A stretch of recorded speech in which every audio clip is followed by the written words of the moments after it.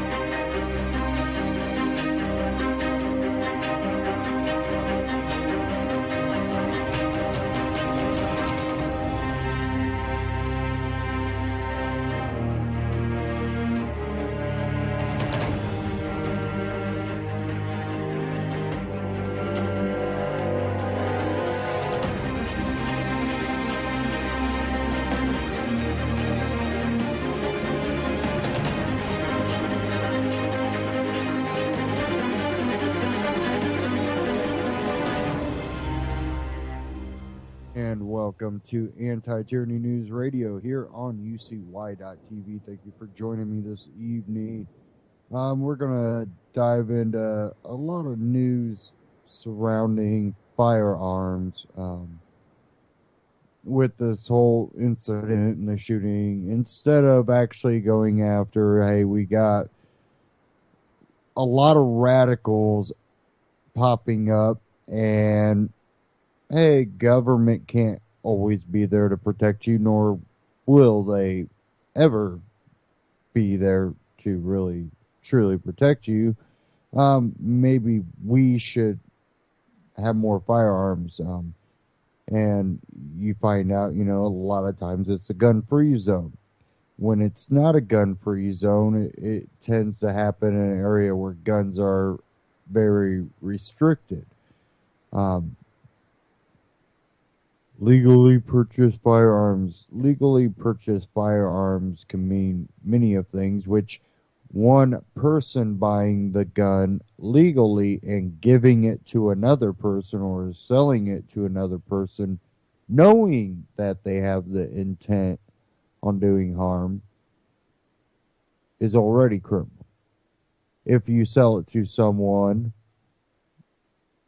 you don't believe they have the intent to harm anyone, you're not breaking any rules.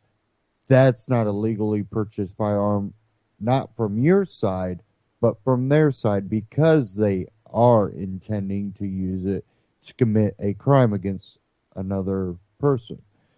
So when you look at it that way, it kind of broadens how we need to be looking at the firearm situation when they push all this propaganda rhetoric out there to say, it was legally purchased. Well, not really. If you go, well, I'm going to go buy a gun and rob stores, you're not legally purchasing a gun. They are legally selling you a gun if they don't know that you have criminal intent, but you are illegally purchasing a gun because you're purchasing it with the intent on committing a crime against another person or their property. So it's one of those things they like to push, the rhetoric, the anti-gun rhetoric, propaganda. And I have quite a few articles I do want to get into here. Let me get my folder up here. Now, I really want to find this one. I don't know if I'm going to find it right offhand.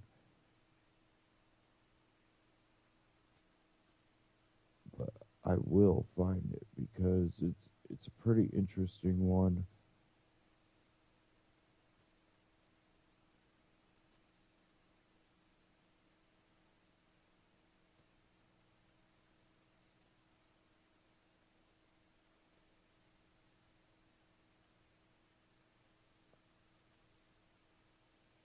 And of course, my browser wants to play stupid.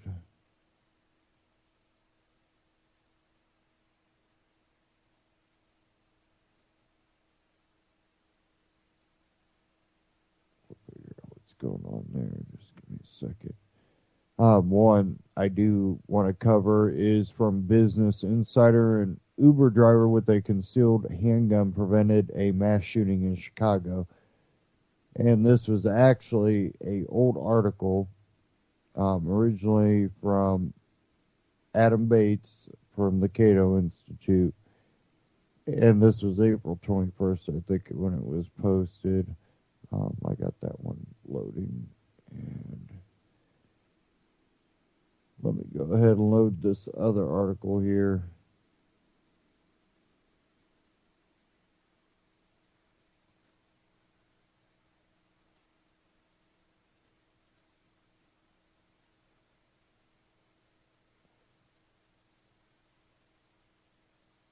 Okay, this one here from Business Insider, Adam Bates from the Cato Institute. A driver with the ride hailing service Uber put a stop to a potential mass shooting in Chicago over the weekend. Here's the Chicago Tribune citing Assistant State Attorney Barry Quinn. A group of people had been walking in front of the driver around 11:50 p.m. in the 2900 block of North Milwaukee Avenue when Everardo Custodio 22 began firing into the crowd. Quinn said the driver pulled out a handgun and fired 6 shots at Custodio, hitting him several times, according to court records. Responding officers found Custodio lying on the ground, bleeding. Quinn said no other injuries were reported. The driver will not be charged. The driver had a concealed carry permit and acted in the defense of himself and others. Assistant State's Attorney Barry Quinn said in court Sunday.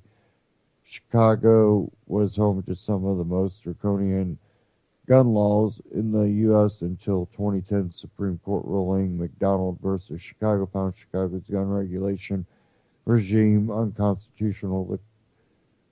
That ruling applied the court's previous landmark Second Amendment ruling, District of Columbia versus Heller, to state governments.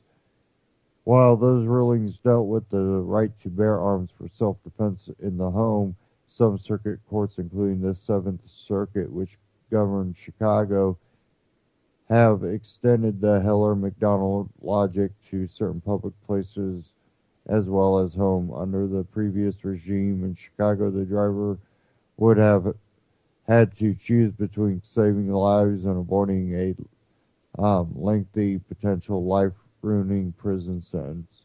It's safe to assume that both the hero in this case and the potential victims of Custodio are thankful that unconstitutional burden has been erased.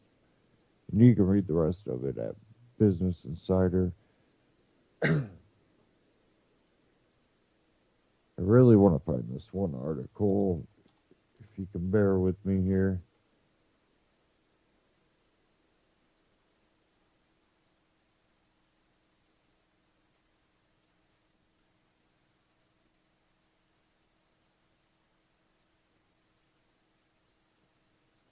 I do have one about the Supreme Court that I'll get to here too. I have all that bookmarked. The one I really want to do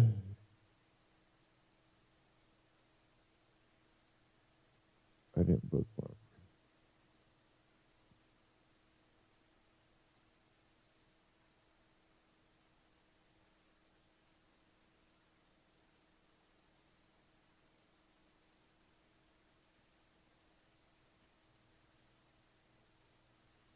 thought I bookmarked it. I wish I would have. Hoping if I can scroll fast enough, I'll find it again.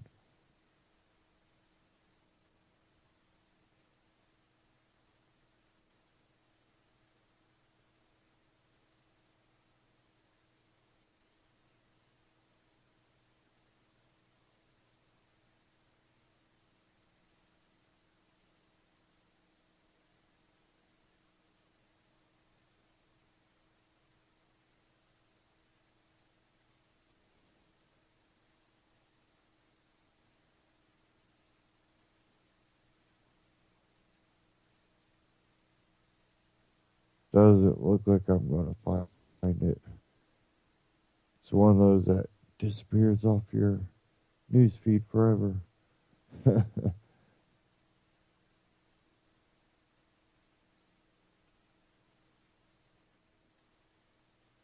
Hopefully, maybe it'll just, for some reason, pop up.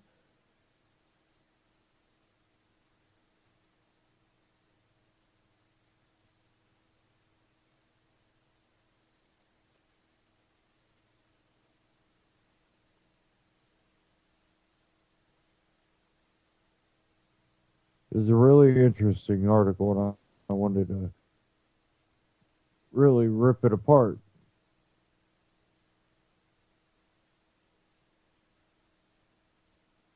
Now I can't find it.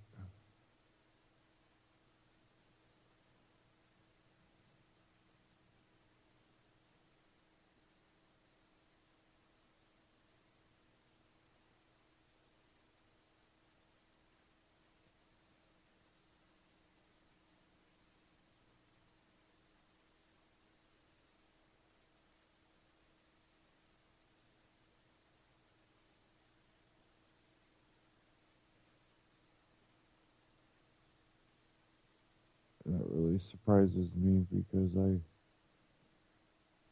I was sure I did.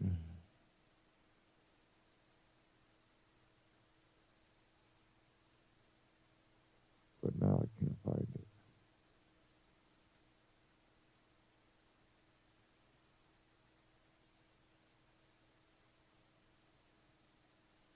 Reminder to self, go through my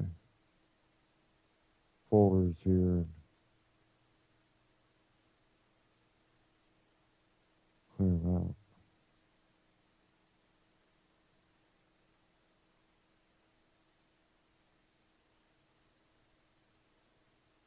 out. Okay, well, maybe I'll find it, maybe I won't. I have one here from Reason.com.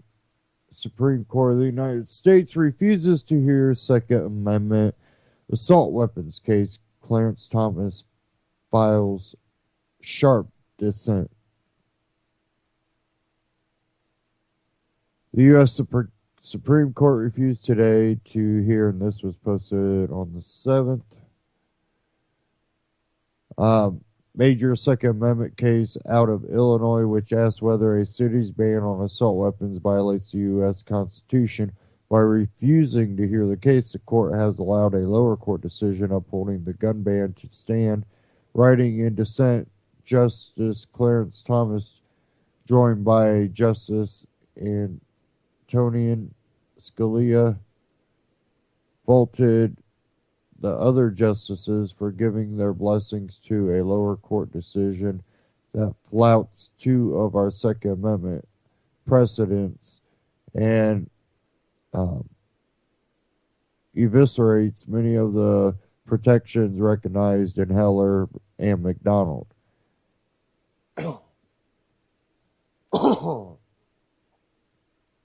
At issue in Friedman versus City of Highland Park is that Illinois city's ban on the sale and possession of assault weapons and of gun magazines that hold more than 10 rounds of city regulations were upheld by the U.S. Court of Appeals for the Seventh Circuit, which deemed such gun bans permissible under the Second Amendment. A majority of the Supreme Court today allowed that Seventh Circuit decision to survive. Only Justices Thomas and Scalia spoke out in opposition. what their intent was behind it might be questionable, I think. It says here, quote, I would grant, um, come on, scroll down. I would grant certoria to prevent the Seventh Circuit from relegating the Second Amendment to a second class right. Thomas wrote today in his view the city's regulation is, quote, highly suspect because it broadly prohibits common semi automatic firearms used for lawful purposes. The overwhelming majority of citizens who own and use such rifles do so for lawful purposes, including self defense and target shooting. Under our precedents, that is all that is needed for citizens to have a right under the Second Amendment to keep such weapons. Thomas was also dismissive of the Seventh Circuit's claim that the assault weapons ban may increase the public's sense of safety, which that court deemed a substantial benefit of the city's actions.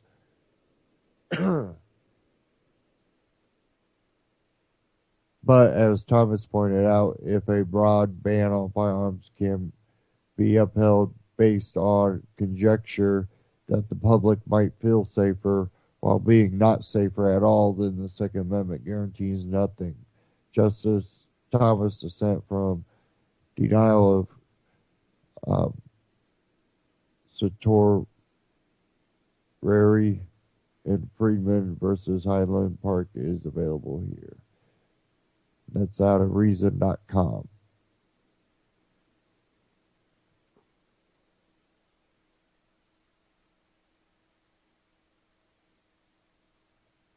Okay.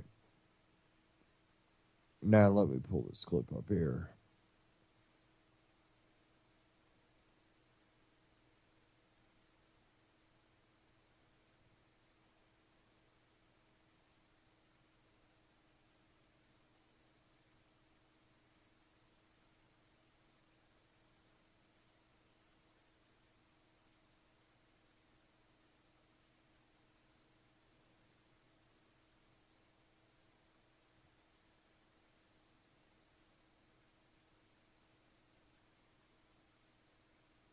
Okay. I'm going to play the latest Ron Paul Liberty report a little bit later. Um,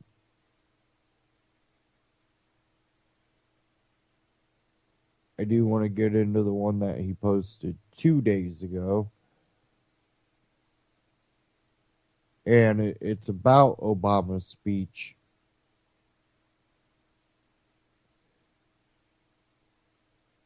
And basically, Ron Paul talks about how Obama's speech was, fear or don't fear, but be, fearful. And how it was really kind of like a oxymoron and really the pro go after ISIS sounded a lot like previous presidents' speeches. Like it was a copy paste, fill in the blanks with your name, the enemy's name, and we'll go from there. And then, to automatically not deal with the real issue again, going after the agenda of guns, it's just, it's really kind of, I believe it should be below most people's intelligence level when they listen to some type of speech like that. It's one of those things that if you have a brain in your head, no matter what ideology you really come from, if you are a grassroots socialist, grassroots, this, that, a lot of them still believe in gun rights.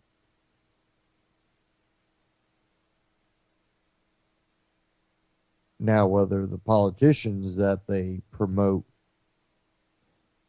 they go, oh, yeah, they'll take, if you're a Bernie Sanders, but you're a revolutionary, you might believe in guns, but oh, he'll just take those guys' guns away.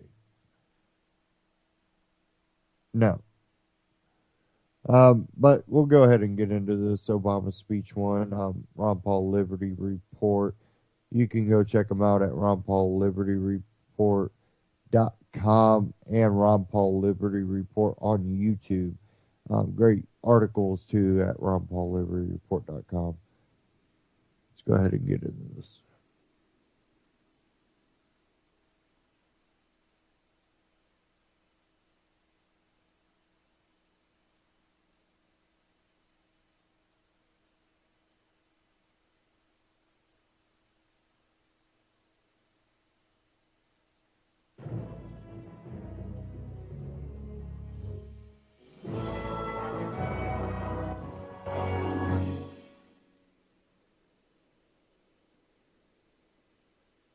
Americans were killed as they came together to celebrate the holidays.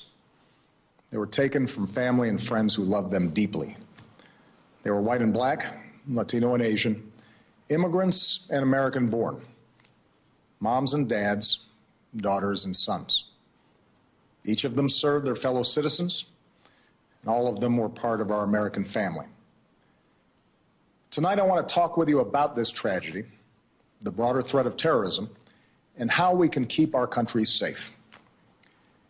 The FBI is still gathering the facts about what happened in San Bernardino, but here's what we know. The victims were brutally murdered and injured by one of their co-workers and his wife.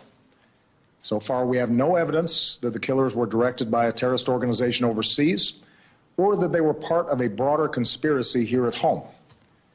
But it is clear that the two of them had gone down the dark path of radicalization, embracing a perverted interpretation of Islam that calls for war against America and the West. They had stockpiled assault weapons, ammunition, and pipe bombs. So this was an act of terrorism designed to kill innocent people.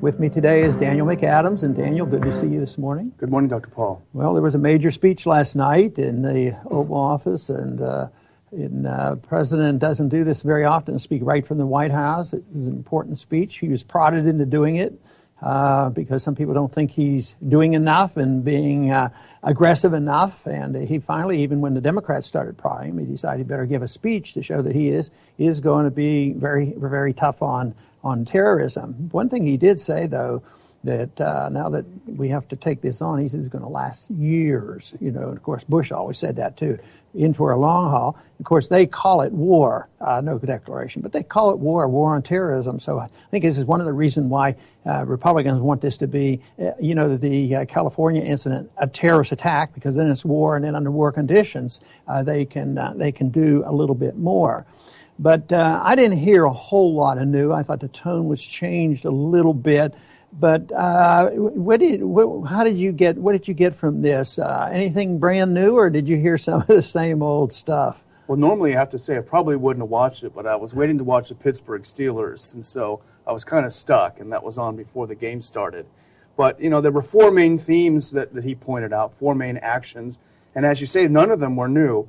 Hunt down terrorists anywhere in the world, more training and weapons to rebels in Syria, disrupting ISIS, cutting off their funding, which is interesting because we only started bombing the oil a couple of weeks ago, and a political resolution in Syria, i.e. regime change by any other name.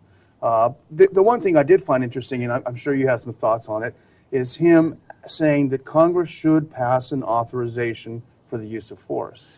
Yeah, it might be a little bit late, but he recognized in a way that it was a little late because he blamed it on Congress, because Congress wasn't meeting up to the responsibility. They weren't doing what he told them to do. But then as soon as he mentioned that he thought that they should give him, and make it cleaner looking, the authority to use military force, he immediately followed it up to make sure the people knew he wasn't just sitting on his hands waiting for the people to tell him whether we're at war or not. and then he advertises and brags about how many military hits he has. So I think there's a little bit of confusion there about when we go to war, and that's, to me, one of the arguments for why we're in such a mess. That if we'd have been more strict in our definitions, or just looked at the definition of the Constitution, they call it a war. We're at a war against Islam and a war against terrorism, but the Congress never declares war. And so this thing, keeps going back and forth. It's a play. But the president wants, I think he wants to dilute the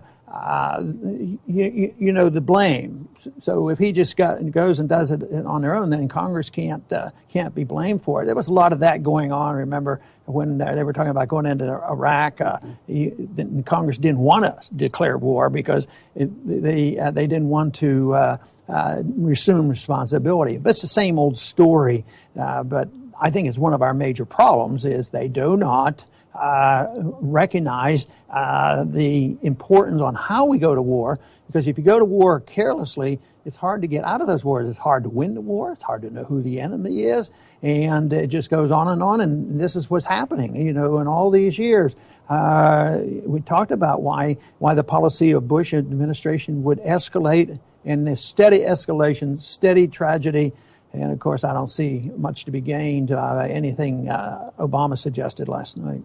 I wonder how a prosecutor would look at his admission. It's almost an implicit admission that he's been breaking the law, asking for permission after he's done an act. Well, do you think there's going to be an impeachment resolution offered soon? Well, there's a couple of Republicans that would do it, but they'd mainly want to do it because he's not defending the country, enough.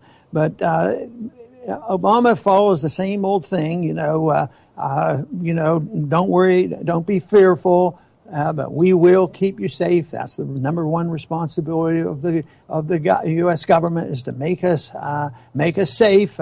Not realizing that maybe protecting our liberties would be important. But what has happened? This is an argument I've made for years, that anytime there's war, we're involved in a war, there's a much generous attack on our civil liberties, and it's been true, all the way back, Civil War times onwards. The civil liberties are always attacked. So now we have this endless war.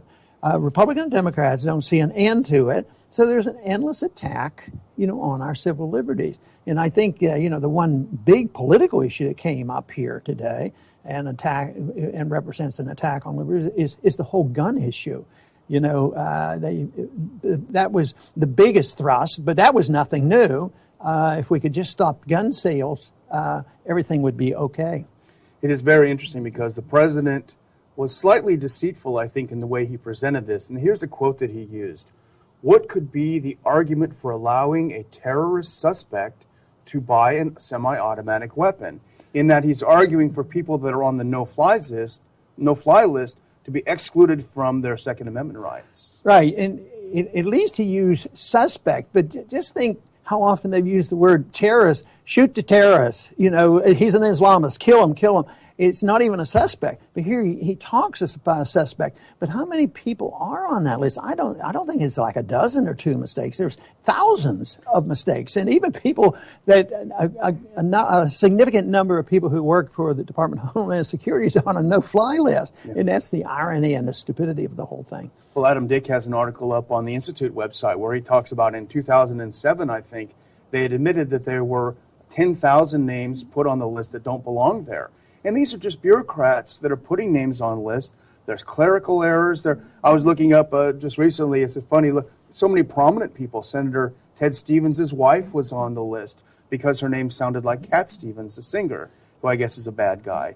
Representative Don Young, who has got a hot temper, but I don't think he's a terrorist, was on the list because his name sounded like someone else. So all these people that are wrongly put on the list and have a very, very difficult time getting off this list now can no longer exercise their Second Amendment rights. How often did we pay people for information about the bad guys in Iraq?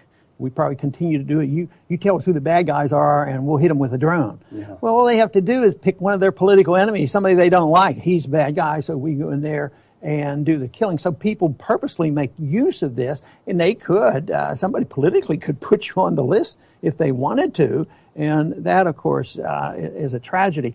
But I think the biggest political issue of this speech is, of course, there's no consensus to change our foreign policy, which is our argument.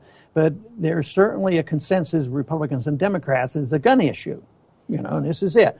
The challenge for the Democrats is will they use the gun issue and tighten up on the purchase of guns? Now, every time an incident like this happens, gun sales go up. So maybe the NRA is pushing like this, because we sell more guns. The gun manufacturers. So they will, try to regulate the guns, and that's a big political issue, and it's been a mistake for the Democrats, and they have backed off. Maybe they will feel emboldened now to say this will do the trick. People like the statement you made about Obama saying, how could anybody be opposed to selling a gun to somebody on a no-fly list? So maybe they're going to feel emboldened, but I don't think that's going to become a popular political position. I think there's still a strong sentiment. Even more Democrats are joining in that. I was going to say at the same time, it'll be curious to see how many Republicans will be peeled off when the issue becomes terrorism. So, he can't sell guns to terrorists. So you may actually get some Republicans who are pro-gun rights backing off because they frame it in this way. Well, and another place where the Republicans are already wrong is they want to protect the individual right to own guns, and they're pretty consistent, but who knows what they would do. But the Republicans want more guns given to the government to fight wars that we've already indicated, wars that are undeclared. They don't have authority to do this. So they want more guns to shoot suspects around the world.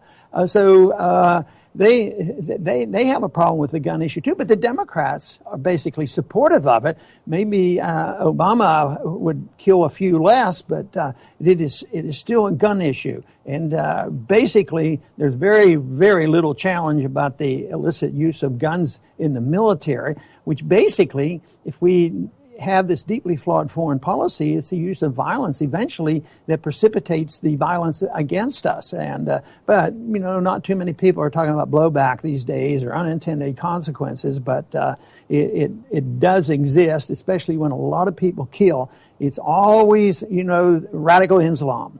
Obama will never use the word radical Islam. I doubt if he used it last night, but he accommodated because he's starting to use the word terrorism more than he had, and this will make Republicans happy. We're winning. Now we have to say radical Islam to turn it into a clash of civilization, so that it's the Western Christian culture against Eastern Islamism. So this is this speech is not going to help a whole lot of anything because the policies are going to stay the same. We're supposed to be fearful, and if we're all fearful, we'll be okay. So I think that they forget that the purpose is not to scare people into giving up their liberties and support more war. It should be to try to understand why government should be limited for limited purposes, and that is to protect our liberties, defend ourselves if we're attacked, but not to be the policeman of the world. He once again talked about American exceptionalism. That always annoys me. But and Obama keeps saying, well, freedom is much more powerful than fear. Well, he's stirring up the fear, and Republicans really stir up the fear, and freedom is better. Of course it is. But what do? They turn around and they want to take away our freedoms, our freedom of speech, our privacy, our right to own guns. They're always attacking our freedom. How many people in this country could argue that we as individual citizens in this country are more free since 9/11? I mean, I think everybody realizes it, but their answer would be, well, that's necessary. You have to give up your liberties in order to be safe because the purpose of government is to make us safe, and therefore I think this is going to continue. I do not see with the current crop of politicians in Washington, except for a few exceptions, our friends, but they don't have much of a voice, unfortunately. To me, I think we have to get a voice that puts pressure on the members of Congress. Anyway, I want to thank everybody for tuning in today to the Liberty Report. And like we said, the president's speech was listened to by a lot of people We don't believe it's going to change a whole lot. It's still to continue the fear. It's still to confuse people about where you get the authority to use military force. And it's also to build up more confidence in government, but they will not address the real issue of foreign policy, how we go to war, and also the issue of guns. If you want to control guns, yes, control the military guns that have killed so many people, and they had not attacked us. That's just collateral damage, and we're supposed to forget about that. Anyway, it doesn't look like the conflict in Syria and Iraq is quieting down. I am just hoping and praying that more people in this country will respond by saying, let's really start thinking about a different foreign policy of intervention. Why should we be in the business of provoking people? Because there are people who want to be radicalized and they like the incentive. So why serve the interests of those individuals who would like to get more supporters by able to be able to use our policies? Say, see, that's what we told you. The Americans are coming here to kill us. So it's, to me, easy to accept the principle that we should mind our own business, have a strong national defense, defend our country, but defend our liberties here at home. The greatest threat to us right now is the undermining of our liberties, and the threat is domestic, much more so than any foreign entity coming in this country and attacking us. I want to thank everybody for tuning in to the Liberty Report, and please come back soon. Ron Paul Liberty Report on YouTube, ronpaullibertyreport.com. Subscribe on YouTube and check out the articles at ronpaullibertyreport.com. I did find that article too, so I wanted to go over this, and it has to do with some gun statistics that were put out on Twitter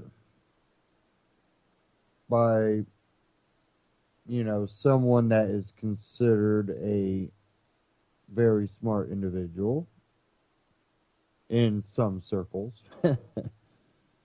But really what it is it's a real denial of the full facts and putting numbers up to only further a agenda rather than show the truth. And that's what makes it sad when you have these, so-called professionals that will do this. Some might just really be that naive. Others do it for the agenda, but no matter what, it's not really getting down to the truth.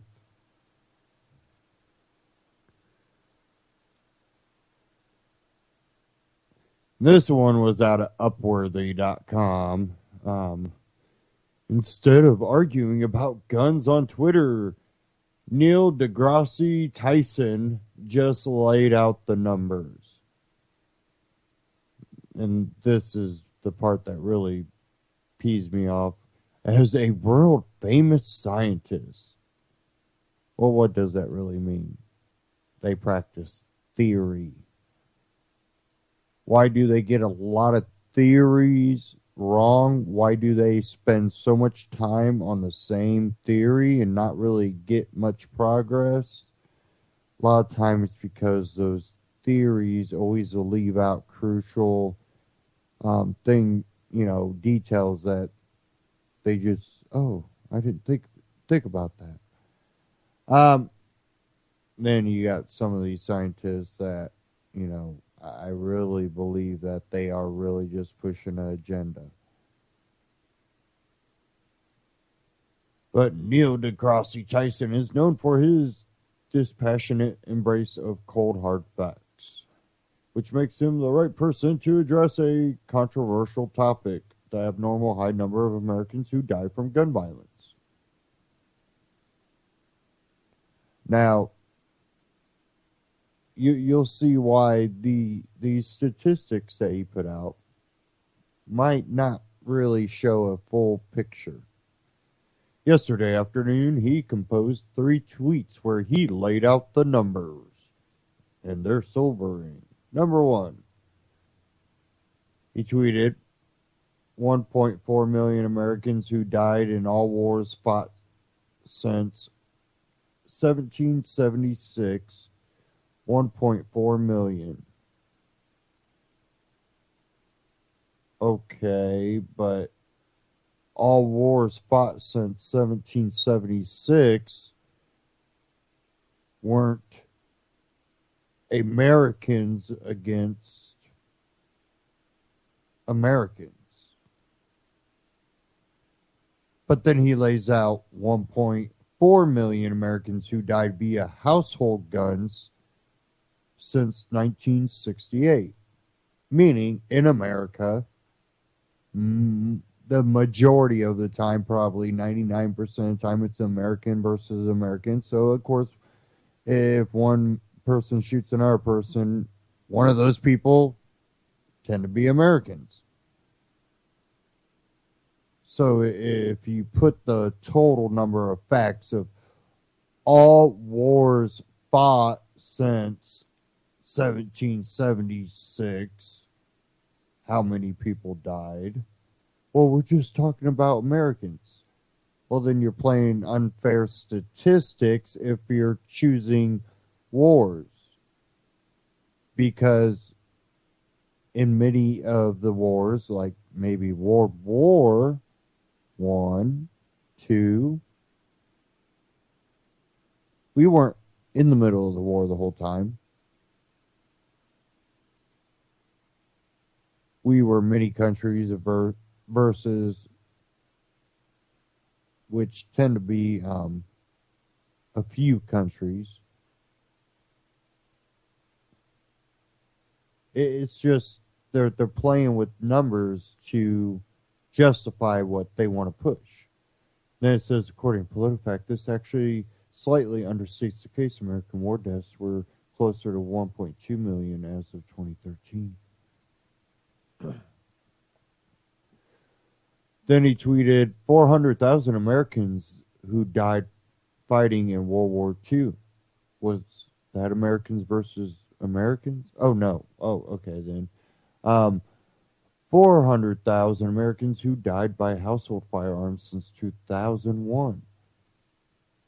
Well, yeah, if that's one American being an offender to another American, sometimes it's the innocent person that got shot. Sometimes it's the guilty person that got shot.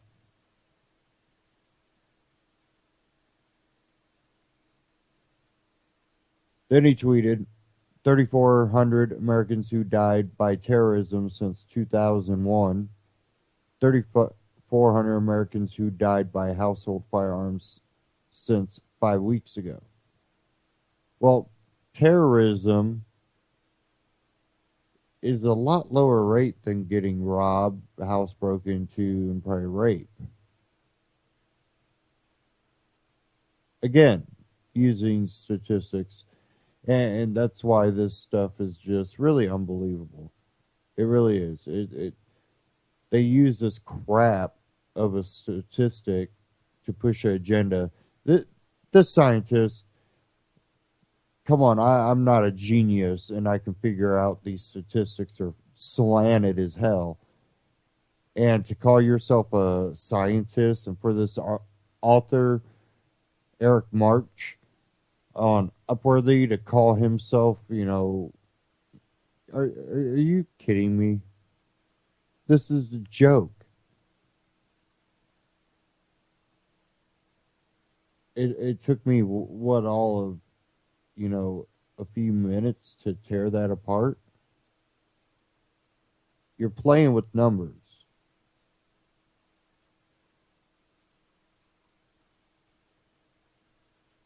And that's what's really sickening about how the left likes to play this for their benefit. And we keep going along with it at the same time.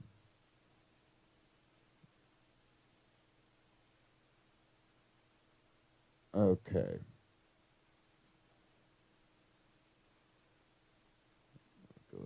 pull this up here.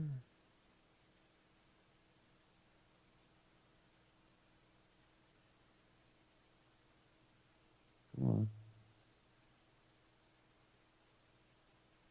Sorry. Here we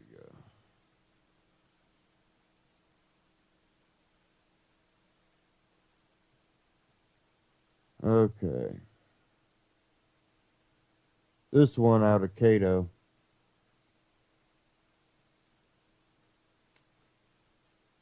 And this is a response to the New York Times front page op-ed and the gun epidemic in America.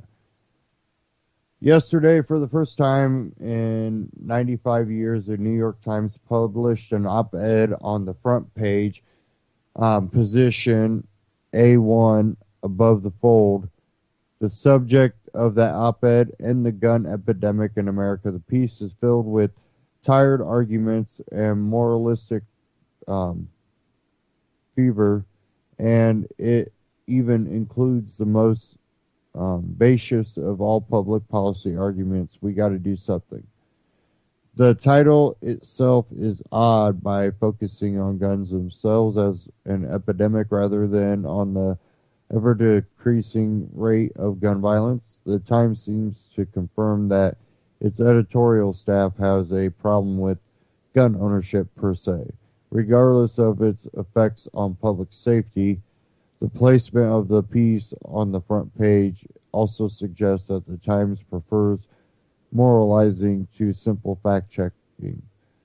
But it is even worse than that. At a time when the Times could have placed a meaningful and trailblazing op-ed on the front page, perhaps calling for an end to the drug war and the thousands of gun deaths associated with it, they instead chose to advocate for an impossible public policy goal that will have little to no effect on the problem at hand. The piece was clearly animated by the recent spat of disturbing mass shootings. First of all, because it apparently needs to be said again and again, focusing on mass shootings when discussing firearms policy is deeply problematic. Not only do victims of mass shootings constitute 1% or fewer of gun deaths, depending on how mass shootings is defined, but the perpetrators of mass shootings are the hardest to affect with public policy changes. This is an incredibly important point to remember for those who are interested in mature and serious public policy solutions rather than voice-verse caterwauling. Mass shooters are not marginal perpetrators of gun violence. They are committed to their cause and will work hard to overcome obstacles in their path. Both sides of the gun control debate often ignore questions of the margins to focus on non-marginal actors. For the gun rights crowd, they often postulate the overmotivated criminal that is the person who will stop at nothing to get the weapons he wants and therefore will not be affected by background checks, waiting periods, etc. Conversely, the gun control crowd often focuses on the undermotivated criminal and lackadaisical maniac who would have committed a crime but was thwarted by forms and other paper barriers. Yet, just as there is someone who would decide not to buy a Subway sandwich if the price was raised 20 cents, there are marginal criminals who would be criminals who can be affected by some restrictions on guns. The important question is, does this person who is stopped by these restrictions forego violence altogether, or do they choose other methods, either via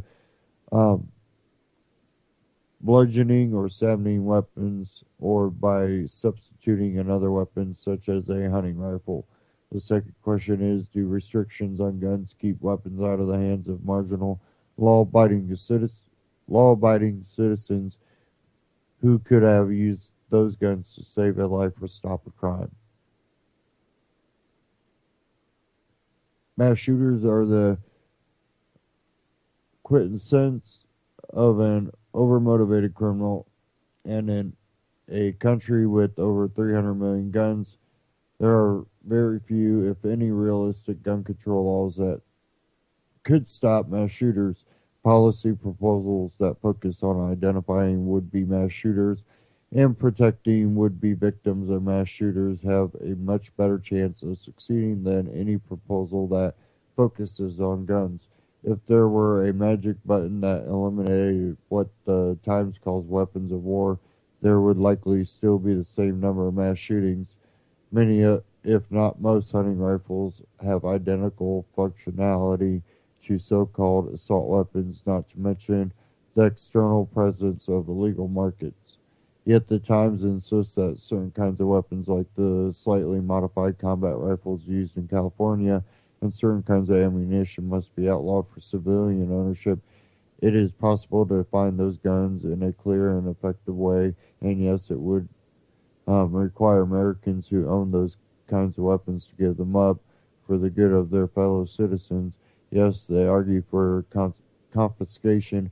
In other words, in order to enact a policy that would have little to no effect on gun violence, the Times advocates a confiscation scheme that would violate civil liberties and likely result in violence. And again, the government would use guns in a violent action against someone that would not want to give up their God-given right to have a firearm. So who's doing the violence? The state becomes the violator, of course, because they are the only ones to have guns.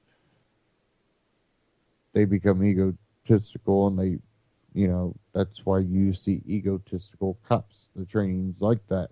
You can't have a higher IQ. You can't be a critical thinker and become a cop anymore. Maybe a sheriff, but not, a city cop usually. You're too smart. You might critically think the orders we give you. No, we wonder why we have these shootings.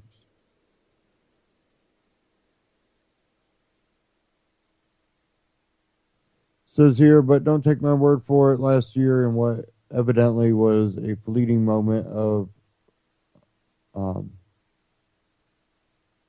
lunacy, the Times published an op-ed by Louis Beckett from ProPublica, the assault weapon myth, that thoroughly demolished their own argument.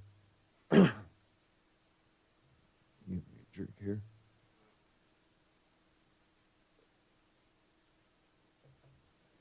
It turns out that big, scary military rifles don't kill the vast majority of the 11,000 Americans murdered with guns each year. Little handguns do. In 2012, only 322 people were murdered with any kind of rifle, FBI data shows. The continuing focus on assault weapons stems from the media's obsession focus on mass shootings, which disproportionately involve weapons like the AR-15, a civilian version of the military M16 rifle. This in turn obscures some grim truths about who is really dying from gunshots. Annually, 5,000 to 6,000 black men are murdered with guns. Black men amount to only 6% of the population, yet of the 30 Americans on average shot to death each day, half are black males. I hesitate to co-opt the phrase Black Lives Matter, but it is telling that among those tucked away safely in their homes in middle-class neighborhoods, the poster child for gun violence is an assault weapon wielding mass shooter. Most gun violence is perpetrated with handguns and largely involves our inner cities and black males. These guns are often connected to and trafficked in the illegal drug trade. Perhaps the explanation for this disconnect is simple. Well-to-do liberals can more easily imagine themselves on a college campus than in a run-down and dangerous inner-city neighborhood. There are things that can be done about gun violence, but few of them involve focusing on guns. Ending the drug war would do more than any other discrete policy proposal and focusing on uh, elevating poverty, fixing schools, and providing assistance to troubled youth would also go a long way. As Beckett writes, more than 20 years of research funded by the Justice Department has found that programs to target high-risk people or places rather than targeting certain kinds of guns can reduce gun violence. Finally, as it must be constantly reiterated, we've done a pretty good job drastically reducing gun violence. For whatever reason, this is constantly debated. Crime has dropped precipitously over the past 20 years, but over half Americans are unaware of this fact. Gun homicides are down 49% since 1993, and in that same time, we added approximately 100 million guns to the country's gun stock. At the very least, those facts disrupt the simple more guns, more crime narrative. Hopefully, the next time the Times decides to publish a front page editorial, they put a little more thought into it. Again, that was out of the Cato.org. Cato.org.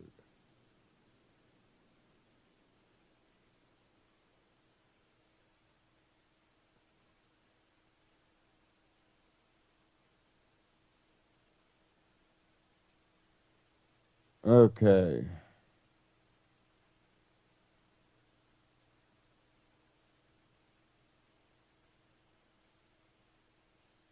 I want to get in this clip if I still have it up here.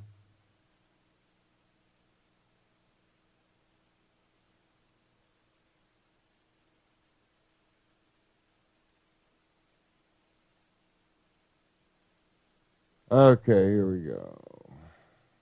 Maybe. Come on.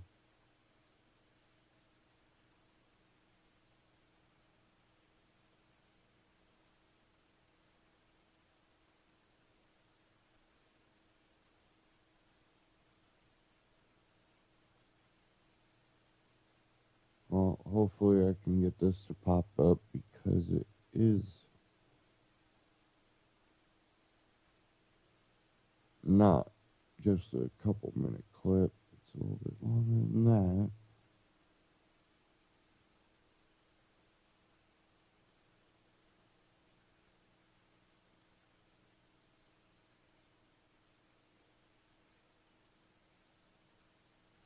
that. Okay.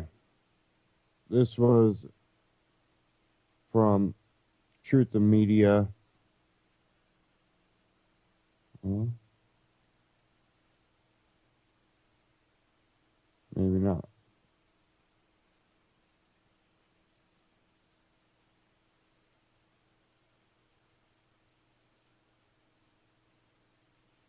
There it goes. Okay. Musician Jordan Page chats about gun rights and his new single, Arm Yourselves.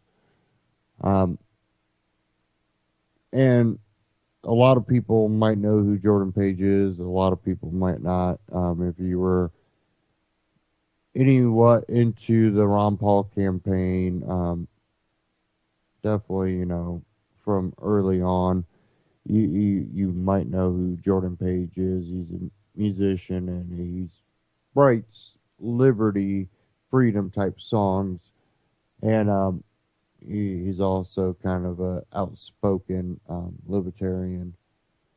So let's go ahead and get into this here. Truth and Media or Ben Swan on YouTube. And this one's titled Musician Jordan Page chats about gun rights and his new single, Arm Yourselves.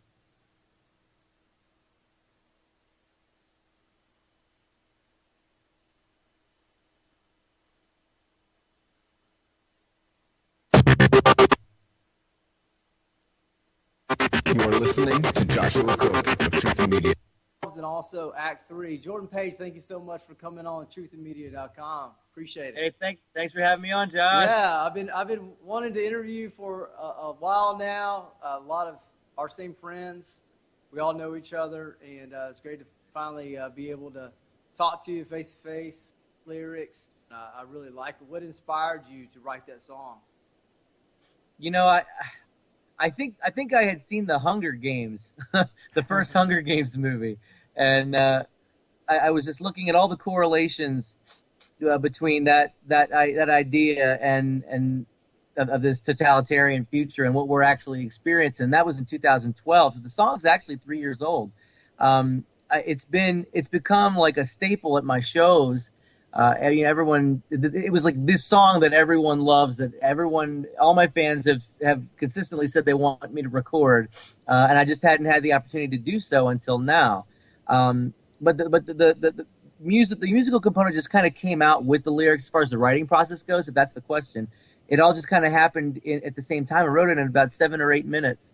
Just sat down and had the music in my mind, and boom. The song opens with the words, "Friends, we gather round together, holding tight our faith and guns. And in this room, I feel something greater than ourselves. So listen, everyone, and arm yourselves."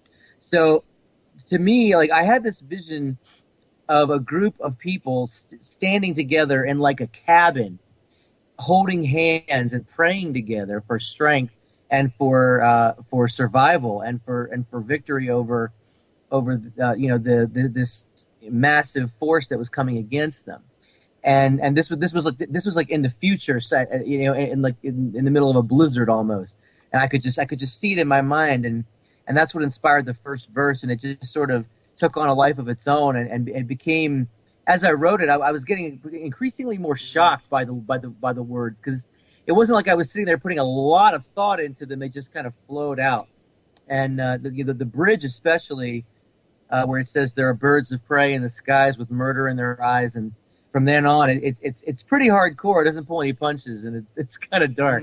I played it for my wife right after I'd written it, and she sat there listening to it. And when it was over, she says, "Honey, I like the song a lot. It's really good, but I don't think I ever want you to play it again for me." And I'm like, "Well, hey." She's like, "Don't get me wrong, it's a good song, but it's upsetting. It was upsetting to her. She loves the recorded version that we were just listening to, but I think having it with the full band really gives it the whole range of emotions.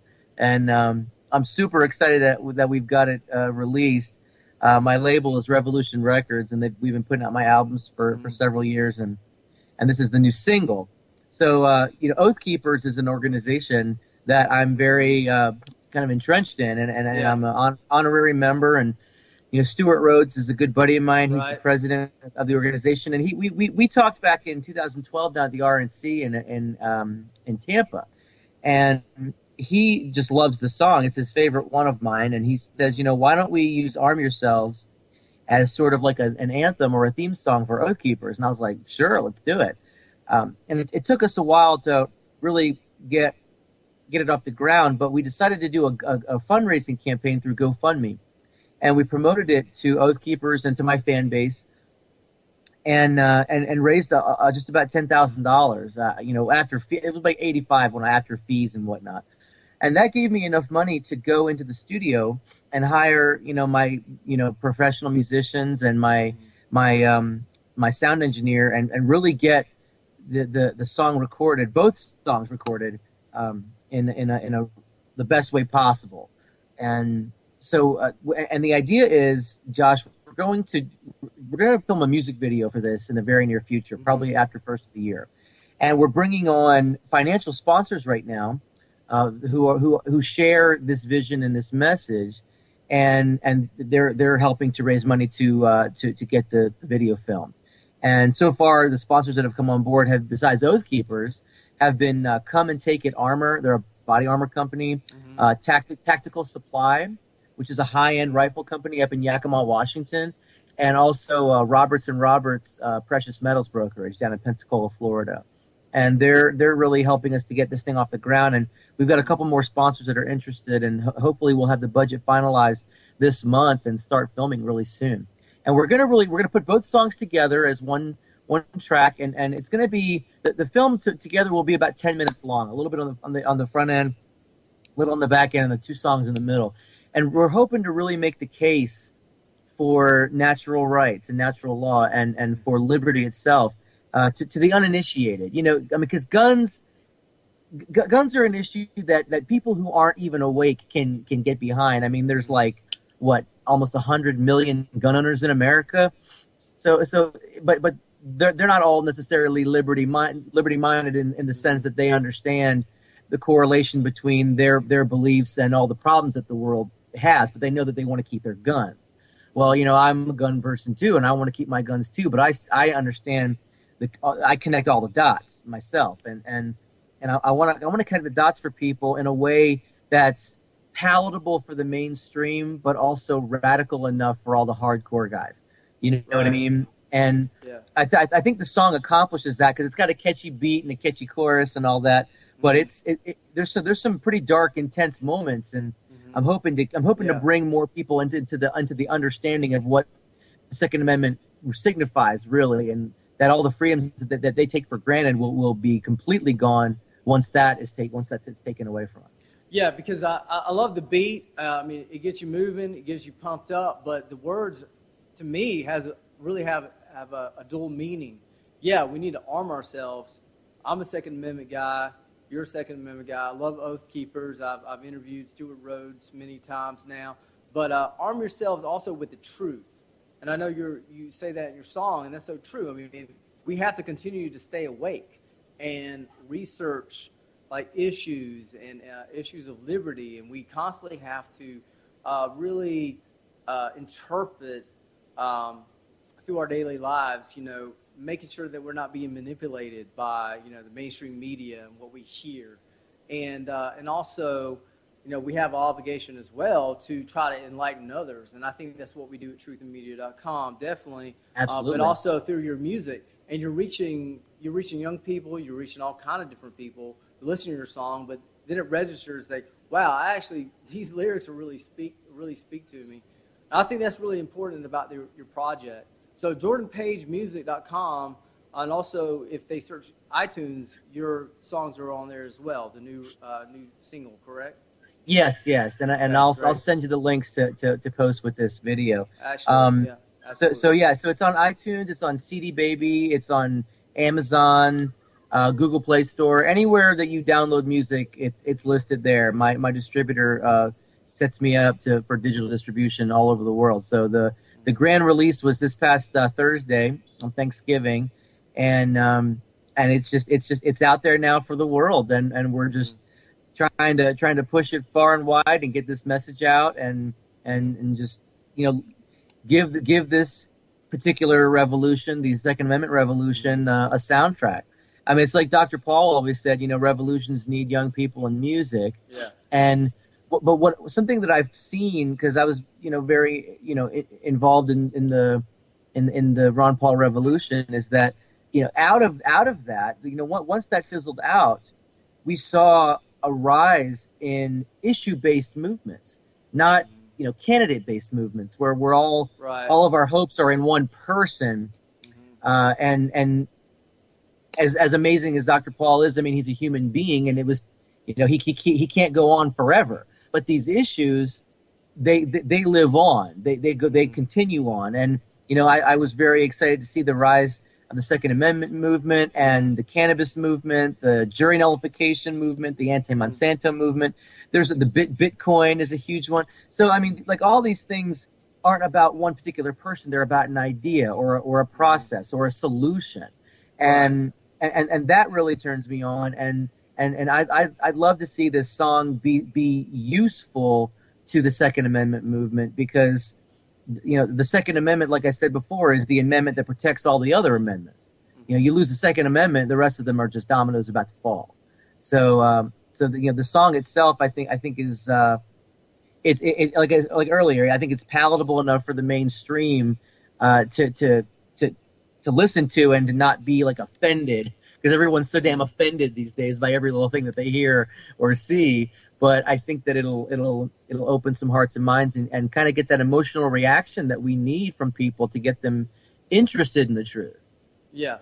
You know, and I think also in the liberty movement, it's important to communicate with each other too, and not stay in our little bubbles. You know, it's amazing. I got a phone call today, and I get news leads all the time. But you know, one thing that I've been hearing from different parts of the country and also in Canada are people that are trying to live off the grid, but yet the government is calling them domestic terrorists. Like, for example, raw milk. That's still an issue. Yeah. People, I mean, in South Carolina it's legal, but in other states it's illegal. And I've been hearing reports that the government is really cracking down, like it's like these farmers are manufacturing meth or something. I mean, oh my gosh, raw milk, it's dangerous substance, according to the government. But it seems like the government really doesn't like people that really don't need the government, people that want to live off the grid. Unless you stand up for your rights, you're going to lose them. So, right. I mean, who would have thought 10 years ago that the government would try to crack down on people that, want to grow their own food?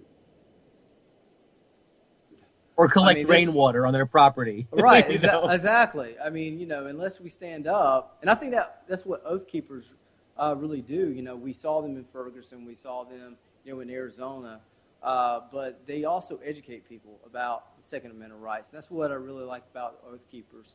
And it seems like they do a really good job with unifying under a same goal, which is our Constitution, the Second Amendment. So sure. I think that's really important.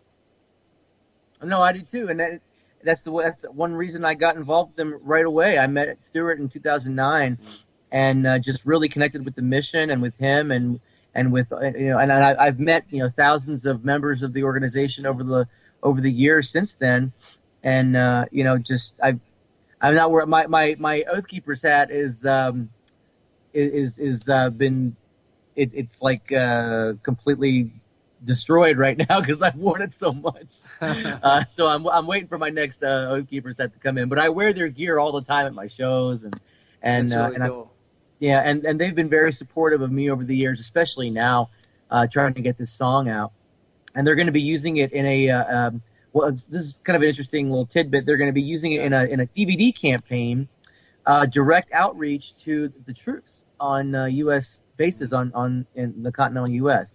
So Oath Keepers will be actually on bases handing out DVDs with Oath Keepers information, and this song and video will be included on the DVD as like the flagship song and message. So, and it'll be included in all of their advertising material and on their website. And I'm just super proud to have them be so interested in using it and to have them helping me spread the message. It's pretty awesome. Absolutely. Where do you see the Liberty Movement? Do you think that there's momentum behind that? I know you talked about issues-based, but are numbers growing? Are people waking up, especially the younger crowd? Do you think they're waking up? Not really, no, not right now. I think that this is a time where the socialists are really swelling. Right. And I think that people like Donald Trump and Bernie Sanders and Hillary Clinton are going to be very, very useful in growing the liberty movement because they are such war hawks and they are such cartoon tyrants, and they're going to show people exactly how ridiculous the entire system that we have is. And I think they're going to send just hundreds of thousands of people in droves into the Libertarian Party. And I think people are going to get more and more fed up. But I think what's really going to make the liberty movement grow is when the hammer comes down. And that's what I talk about in Arm Yourselves, is when the hammer cracking down. I think people don't understand what they have until it's gone. And even in the police state surveillance grid that America is, we still have creature comforts. We still have relative ease of movement, and most people, not all people, but there's several million people in prison for nothing. But most people are just walking around in a daydream, having no idea any of this is even going on. And all they know are the talking points they hear from the talking heads on television, who are owned by the very interests that are trying to control their lives and their minds. So I think once the trucks start, once the big tractor trailers stop driving around and the grocery stores are empty and people have to fend for themselves, you're going to see a serious purge, and people are going to be much more conscientious about their freedom and about being self-sufficient.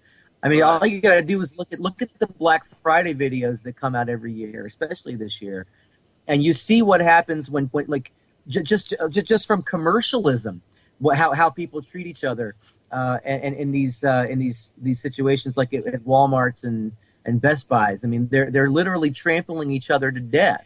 They're stealing things out of each other's hands, out of the hands of children. Imagine when there's no food, how are they going to act? Yeah.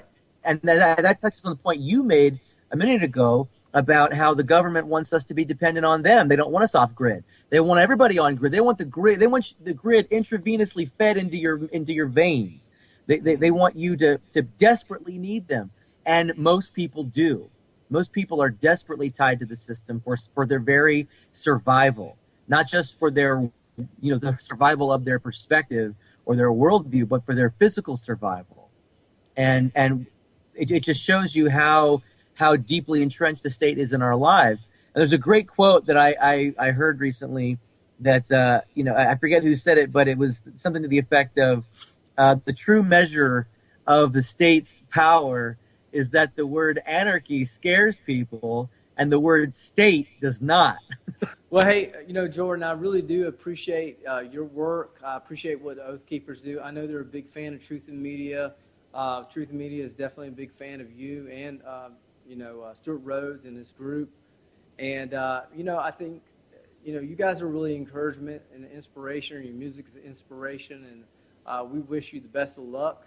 And I definitely want to link to your work, and I'd love to have you back on the show. And thanks for everything you do, and just can you keep breaking those stories and keep exposing the truth. I mean, I've been following Ben and been buddies with Ben for several years now, and I love what you guys are doing over there, and I post your stuff all the time. So I appreciate it.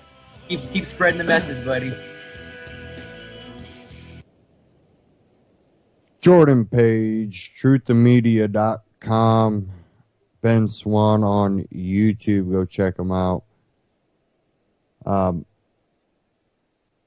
If you want a artist that is putting out liberty, freedom-oriented music, Jordan Page is one person you'd want to go check out. You also have groups like Rebel Inc. and many others out there. And it's really, when you start looking around, even though we might see this stall in the liberty movement, which we've talked about previously for a couple of years now, but there's been a stall in the liberty movement after Ron Paul basically his 2012 run ran into some issues between his campaign and the supporters. And I think after 4 years of Obama, a lot of those supporters were even deeper entrenched in libertarian ideology. And I don't think the campaign wanted we got to get the other people, not realizing how powerful really the Ron Paul supporters already were. And still being able to play the delegate game, and you see the shady things they played at the RNC. It was one of those things that it was kind of a final hit for a lot of people, and that disconnect even just further, you have this campaign staff that's kind of acting as a barrier between you and your long-term supporters that you might feel as fringe because, well, they're talking too much libertarian ideology. They're talking too much about freedom and liberty. that might be bad. We won't be able to get the other people to like us. And then Rand Paul even further that, which I think was a misstep for Rand Paul.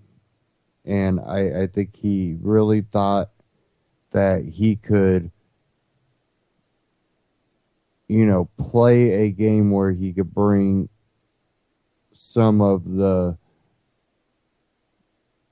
other people into the libertarian movement. And I think he made a little success with that. But by doing that, he really intentionally and unintentionally, I think he thought people would understand and just automatically be cool with it when they didn't know what the hell was going on, because he got to where he was because many people thought he was like his father. But when he gets to his point, he did a lot of things that go, this guy's not like his father. Well, it was to play that game. I really do think he tried to play that game. But the problem is you can't make everybody happy, and it's almost a slap in the face to say, the supporters that I've relied on will kind of, hey, just understand, I got to do this type thing. Basically kind of shot his life raft, and it's sinking because he didn't win enough support from others and disenfranchised himself with the people that basically got him where he's at. A lot of those people were also Ron Paul supporters.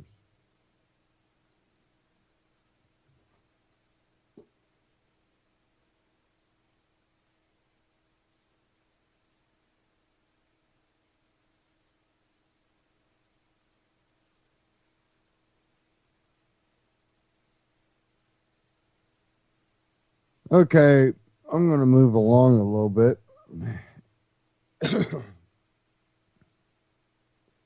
Now, we've talked about Google quite a bit, and I've talked about, I've seen some speeches, but one that was really interesting was one that just happened to be on Glenn Beck. I know a lot of people might not like Glenn Beck, but it was a really good interview. And I kind of warned, they talked on there about censorship. We envision a internet where, we can keep all of the speech that could incite anger or riots or, unrest. And this is paraphrasing, but that way, we'll have more peace type, rhetoric. And I think Glenn Beck actually asked all the right questions in this interview. And you gotta go see it. You could probably find it on YouTube. But here's a recent article. QZ.com. Google's chairman wants algorithms to censor the internet for hate speech. Everything I said that they wanted to call for, they would play this game where, oh, I know best, and what I say is bad, and what I say is good. because I know best and I'm smarter than you. And this is the attitude that Eric Schmidt had on that interview with Glenn Beck. And the executive chairman of Google inserted himself directly into the middle of a heated debate about the line between fighting terrorism's online reach and internet censorship. It's our responsibility to demonstrate that stability and free expression go hand in hand, he writes. We should build tools to help de-escalate tensions on social media, sort of like spell checkers, but for hate and harassment, unquote. His words came just after Hillary Clinton, the frontrunner for the Democratic presidential nomination, called on Silicon Valley to disrupt ISIL last weekend in Washington, D.C. Clinton said it is crucial to deprive jihadists of virtual territory by shutting off their means of communication. With the rapid rise of ISIL and its sophisticated online recruitment and propaganda efforts, tech companies have been struggling with finding the balance between preventing terrorism or terrorists from disseminating their message and being perceived as government tools for controlling the internet. Schmidt underlined that tech platforms should target terrorist social media accounts and remove video content, something that Google, Facebook, Twitter already strive to do. you see they'll remove other content before they'll remove ISIS content most of the time. They don't ever talk about the other stuff. They didn't talk about all the Ron Paul supporters that were censored. Truth and Media did.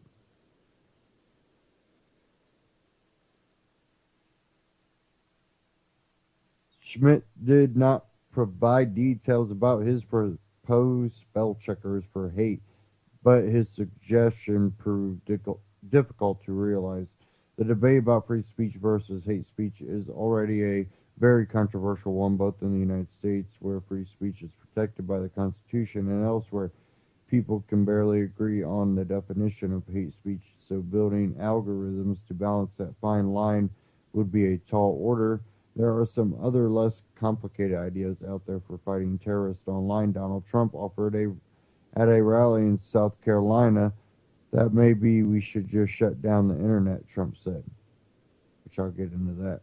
We're losing a lot of people because of the internet. We have to see Bill Gates and a lot of different people that really understand what's happening. We have to talk to them about maybe in certain areas closing the internet up in some ways. Somebody will say, oh, freedom of speech, freedom of speech. These are foolish people. That's what Donald Trump said.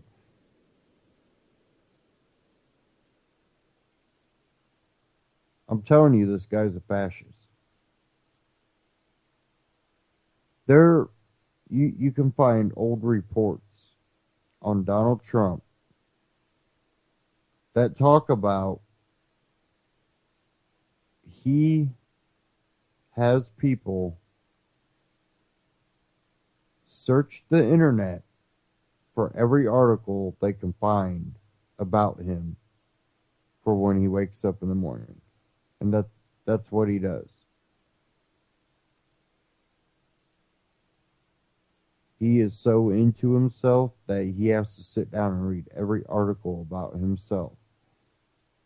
And then I'm sure he does something, contacts and pulls a Hillary Clinton. You need to remove that video or we'll put you out of business.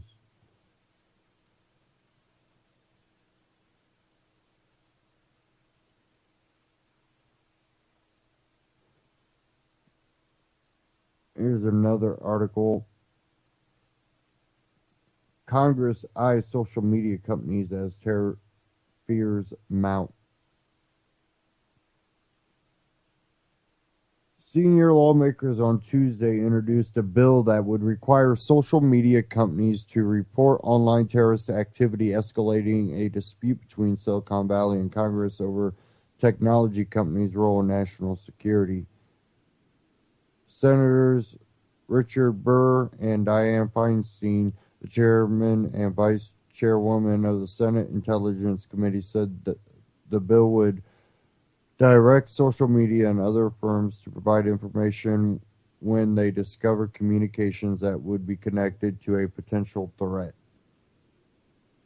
For government, everything's a potential threat. It's a pretty broad term. A similar law already exists for companies that discover child pornography. A version of the legislation had already been included in a classified bill that authorized spending programs for intelligence agencies, but it was stripped from the final version. Now Mr. Burr and Mrs. Feinstein say they believe the measure should be revisited.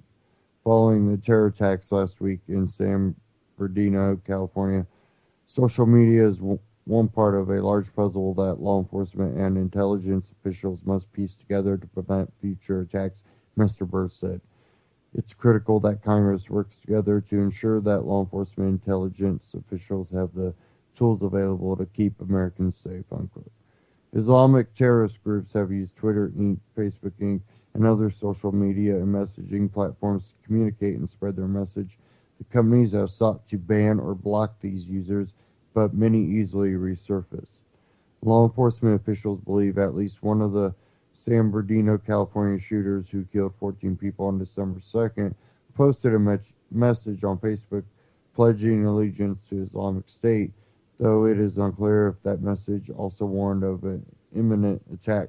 Social media companies and Washington policy makers have been at odds for years over the tension between security and privacy.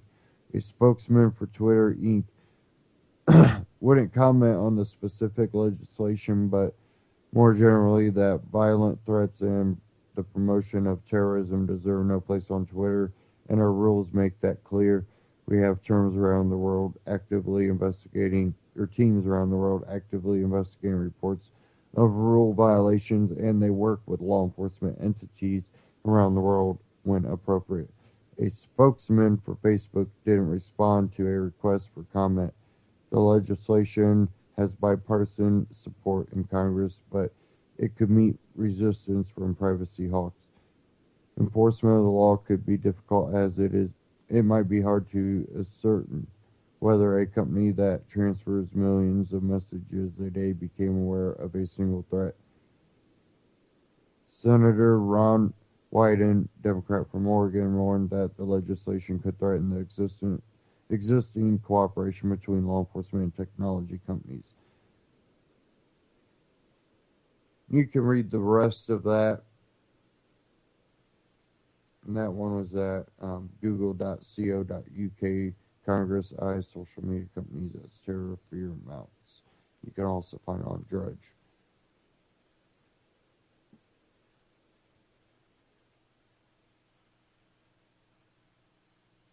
Now I do want to get into the last Ron Paul Liberty report, and this kind of feeds into the Congress, the government, the federal government, constantly going after these tech companies to give up more information, spy more, give up more information, and then they tax you to death, tax companies, well, the ones that cooperate get tax breaks, ones that don't get taxed and probably audited all the time. And like what we've seen with LavaBit and all that, it can turn into a mess if you don't cooperate with the government. This Ron Paul Liberty report, Congress plans to tax and spy on you more. So let's go ahead and dive into this one.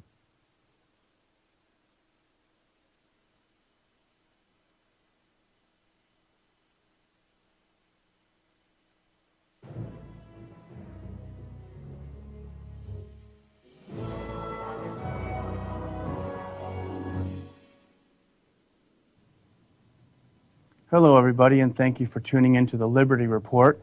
Dr. Paul is out of town today, so I'll be taking this on semi-solo. Today we're going to talk a little bit about what Congress is trying to do to you this Christmas season. And thankfully, I'm joined by my old colleague, Norman Singleton, the president of Campaign for Liberty. We worked together for a number of years in Dr. Paul's congressional office. Regular viewers of this show are no strangers to Norman Singleton. Norman, thank you for joining us. Hey, Daniel, thank you for having me. Yeah, it's seems to be an annual DC tradition where they rush through a big, what they call an omnibus bill, should be called the omnibus bill, that is chock full of spending and little riders and stuff that is thrown in there because they know that they would have a problem getting it through if it went through itself. There's one thing in particular that doesn't involve spending a whole lot of money, but it's a danger. It's the cybersecurity bill, or CISA. The Senate and House Intelligence Committees have come together just over last weekend and wrote an entirely new cybersecurity bill, and it's apparently going to be attached to the omnibus bill, or at least an attempt is going to be made to do that. And what it's going to, and the person behind all this, or one of the drivers of it, oddly enough, is Paul Ryan, even though he said that he wasn't going to do things like this because he promised an open and fair House process. Of course, Pelosi promised that when she took over for Hastert, who promised that when he took over for Newt, who promised that when he took over for in '94, and then Boehner promised that when he took over in 2011. And as you remember, Daniel, they don't really follow through on that promise. And you also remember the thrill of waiting the weekend before Christmas and finding out that, and wondering if we're actually going to go home for Christmas, and getting a wonderful little Christmas present of a huge big spending bill that's going to pass at 6 in the morning. Yeah, it kind of leaves you with indigestion that you feel after eating Christmas dinner. But, you know, you're right, it is like Lucy and Charlie Brown, you know, kicking the football over and over. You know, here's a quote from Paul Ryan when as he was being sworn in, quote, "No more midnight bills rushed through outside the committee process." But isn't this new rewritten CISA bill going to go outside the committee process? This is not taking place under regular order, is it, Norm? It's not even a regular conference committee. The House and Senate passed different versions of the bill, but they haven't done the conference committee, which is where the House and Senate comes together and resolves the differences. This is being negotiated totally in secret by two committees, and intelligence committees, not the committees of jurisdiction, to use kind of a wonky DC insider phrase there.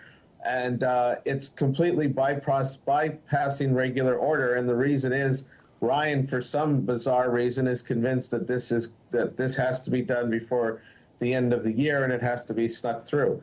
It might be because this version is actually worse in terms of letting the government see more of our information, even information that has no realistic relation to cybersecurity. And it gives the companies complete liability protection when they share our information with the federal government, so that if Verizon, say, or Comcast gives your data to the federal government and the federal government is then hacked and your data is stolen, there's nothing you can do to hold Verizon accountable. And of course, good luck holding the government accountable for when they cause a privacy breach. You know, this. Tell me if I'm wrong, Norm. My guess is that I'm not. This sort of reminds me of the Hegelian dialectics that I think comes to define our government. But here's how I think it's going to go. It seems like they're floating a bill right now. They're floating language that's even worse than the original House passed bill back in April, I think. And here's how I think it's going to go. Ryan's going to seek to rush through this tougher language. There's going to be an uproar led by probably some of the privacy groups that it doesn't have the protections that we demand.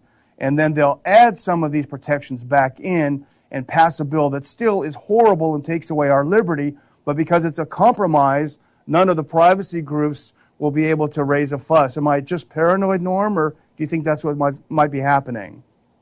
Well, just because you're paranoid doesn't mean that they're not out to get you. And so that could happen. The other and arguably even worse scenario is that they'll do it over the objections of the privacy groups and the few members of Congress who actually care about civil liberties. And of course, what you described, Daniel, that Hegelian process is exactly how we got USA Freedom Act. remember that Mitch McConnell had at one point filed a bill that would just straight reauthorize the Patriot Act. And I had some discussions with some people in D.C. who were like, oh, this is awful. This is horrible. We need to stop this. And one person said it was a game changer. When I heard that, I thought it is a game changer, and you're playing McConnell's game because he wants you to focus on this because he knows he can't pass straight reauthorization, but he wants you to panic so that way you'll accept any lousy compromise that he slams through the Senate, and you'll actually claim a victory because you think that you didn't give them what they really wanted. But as you point out, they actually think more strategically than that. They think, and they actually know how to play this game. They're willing to pretend that they want something else or put everything they want on the table, knowing that they'll have to walk away with a deal, but knowing that our side most of our side is going to panic because they don't understand how the establishment plays their games. Yeah. Now, for people that may not be following this as closely as you do, Norm, can you give us kind of a thumbnail sketch of what CISA is? Just a few bullet points so people will understand what this bill is all about. The heart of this bill is that it authorizes private companies to do more monitoring of your online activities, and if there's anything going on that they think is related to cybersecurity, or that you may be a cybersecurity threat, or someone in your network might be a cybersecurity threat, to share your online and other data with federal agencies like Homeland Security, the NSA, FBI, etc. Once the federal agencies have that data, they can share it with other agencies too. And of course, as we have seen over the last several years with the Snowden revelation, saying that data collection and data use is limited to certain activities does not stop federal agencies. So it's using the cyber attacks of last year as the crisis to justify this great new expansion of government power. I mean, they've been trying to get this for years, but they think that the climate is now right because of the cyber attack scare. And they are trying to, and so they're trying to say we need to rush this through now because otherwise China's going to shut down the internet. And they, what's interesting is, they make it difficult to argue with at first because they say this is for hackers, this is for national security threats. But Norm, don't you agree that this is a slippery slope because nobody knows what the various criteria are to trigger this monitoring and sharing with government? And who's to say a year or so later that it doesn't get much easier and easier and easier? They add more things that you're doing online that will make you subject to this. Right. They're going to say, and they could say, for example, if you go to a website like you go, Daniel, and I go sometimes to the Daily Mail or other foreign news websites, that maybe because some server in Britain was hacked, and one of the people who was affected in Britain was also on the Daily Mail site around the same time you were, that therefore you have a connection to a hacker, therefore they can get in and see what you were looking at the Daily Mail. That's a hypothetical, and that sounds like a strange chain of events leading them to get the right to collect your data, or Verizon or Comcast to turn over your data. But you know how these people work. If they want your information, they'll get your information, and they'll take any inch that Congress gives them, and they'll turn it into not just a mile, but a whole superhighway. Yeah, exactly. Well, we know that that they are planning to do this. This beast keeps popping up every Congress. It looks like they'll finally get it through this year. But let's switch to the next little nightmare before Christmas, Norm. And this is the continuing work to tax our internet transactions. Can you fill us in on what's new on this issue?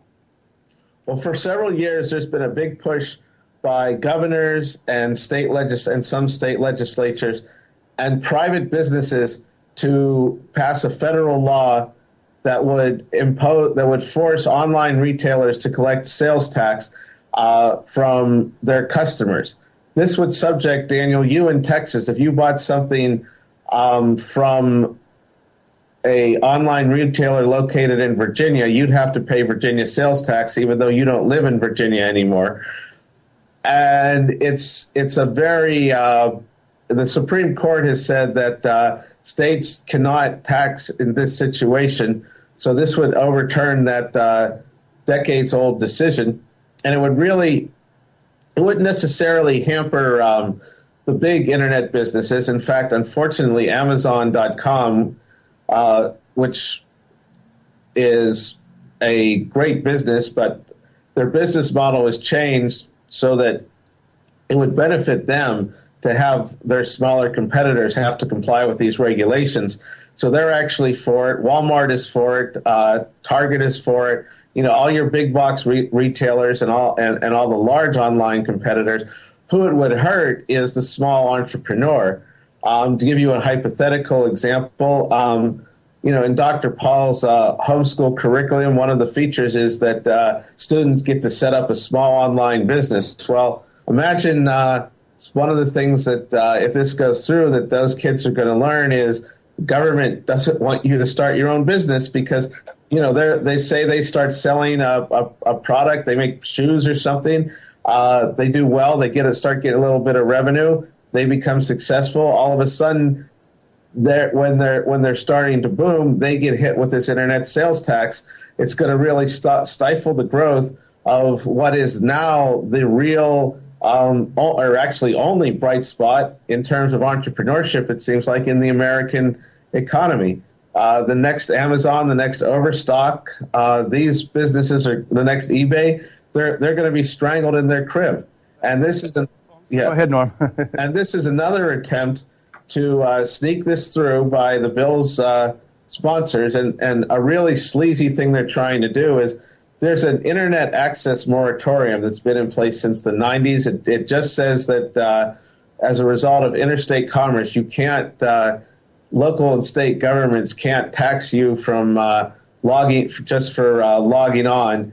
And I think it's justified by the fact that your servers go through various different states, and it would really be putting like a series of roadblocks on the internet, or at least that was what was the thinking when it was started. And there's a quiet attempt to say that we can't have the moratorium unless we have the sales tax. So it's saying that in order to protect you from this form of taxes, we're going to give you these form of taxes, which is this typical sleazy game people love to play in D.C. And that's why anytime you hear someone talk about tax reform, you need to look at the details, because what they mean is we're going to cut taxes here, and we're going to issue press releases about how we're cutting taxes. We're not going to tell you about is that we're actually raising taxes here. And if you look at the details, we're probably actually going to raise more taxes than we're going to cut. Well, Norm, back to the homeschool curriculum, that probably would be a good inadvertent lesson about the government. Here, some poor kid's got a business. Next thing you know, armed IRS agents are storming his house and shooting his dog. So here's a couple of things. Yeah, and taking your passport. Well, Norm, thank you so much for giving us this update. It's easy to get caught up in the season when we're not terrified of another terrorist attack, as the government reminds us we must be terrified at all times. It's easy to lose track of these things, and as we both know, this is why we wanted to do this today, Norm, they sneak these things in the Christmas season, and next thing you know, you've got a lot of bad legislation to start the year. But I want to thank you very much, Norman, for joining us, keeping us updated on what's going on in the Hill so we don't have to be there. We appreciate it very much. All right. Thank you. And thank you, everyone, for tuning in to the Liberty Report. Please come back and see us soon. And please remember to subscribe.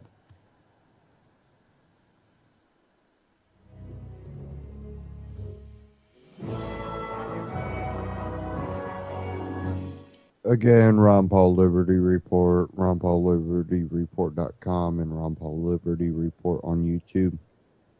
Now, we've talked about this before, the corporatism, the crony capitalism, which again the left uses capitalism to further their propaganda against capitalism, to push for communism or socialism. Now, when we look at a lot of these laws that get passed, you look at them, and the people that help write them are usually the lobby groups for the big corporations that they're supposedly there to stop. Now, this goes way back. This goes back to Standard Oil. This goes back to Rockefeller and his oil. And the thing is, he used government to create the monopoly. Everybody's up in arms by the end of it about this monopoly. So, of course, they come, oh, we're going to, end this monopoly and dissolve Standard Oil, break it up. Rockefeller still had stock in every single one of those companies. What it did, again, I've said this many, many of times, is it prevented people from getting to his level. They can't create a monopoly and then hold on to that monopoly through more corrupt means.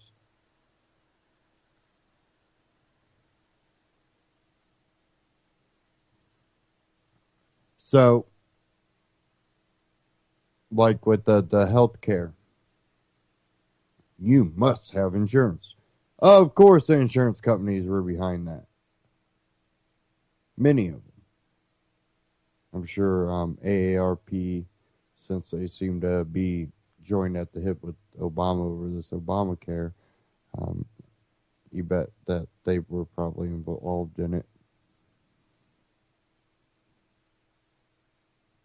So now we're even going back to that system where it's kind of out in the open that they are creating something that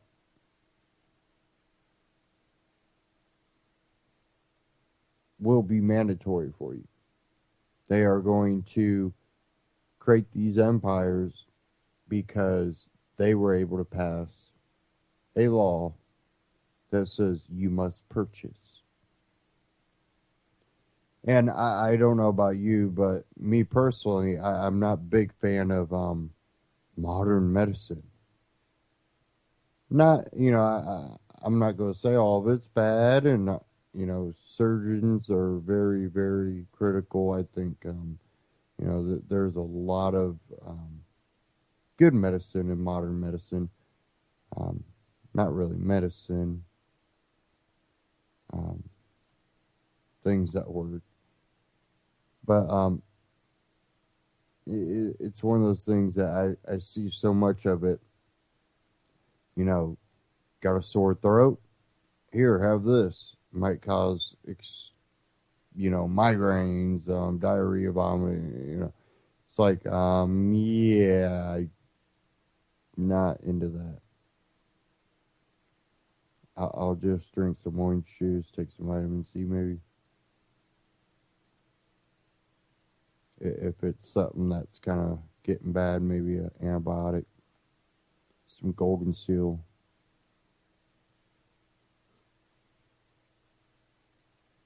Some miswalk stick.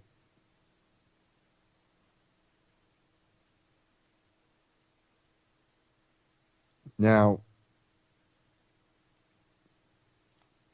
we are seeing the market really go to internet.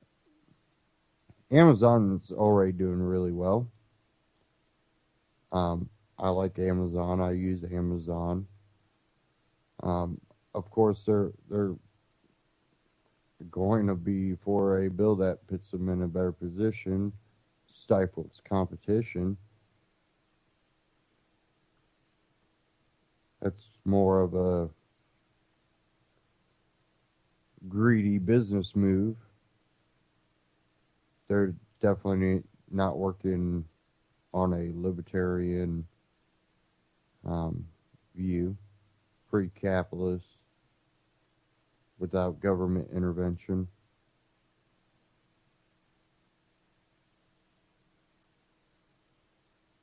We have a lot of things going on, and it's one of those things. Maybe we're like, what do I tackle? What do I tackle? And I say it's not really about tackling one of these issues. The environment we're in, if you can get someone like a Ron Paul, and again, I've got my things with Rand Paul, but it's one of those things that he would at least halt the progression of this tyranny that we're becoming more and more increasingly under, and maybe give freedom a fighting chance. But that's it. Even Ron Paul, that would have been it. But we have a propaganda issue going on too with the socializing of the youth, believing in communism, socialism, and they think it's anarchism, but no, it's not. Now, we have a chance, but we have to break through a lot of the propaganda. Definitely, public school, you need to really have philosophical discussions and really get down to the depth of it all. Now, it's going to be a uphill battle, I think, for the liberty movement, but I don't think that we are going to drop off. I think it's only a matter of time, but I do think we're stalled right now, and we need that jump start. Where is it going to come from? I'm not sure, but it's definitely needed. I want to thank everybody for tuning in tonight. Don't forget to go to ucy.tv and scroll down to the bottom.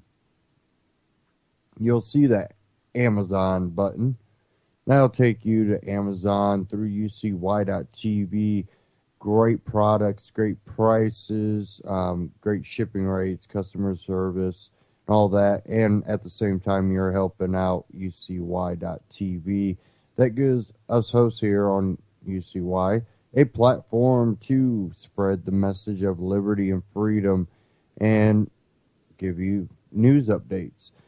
So go check them out, and you can also click the Support UCY tab on the top, and you can donate. Check them out. Also go to antityrannynews.com/metal. Go check out Amagi Metals right now. They're also offering some sweet treats to go along with that metal purchase if you're looking for a gift.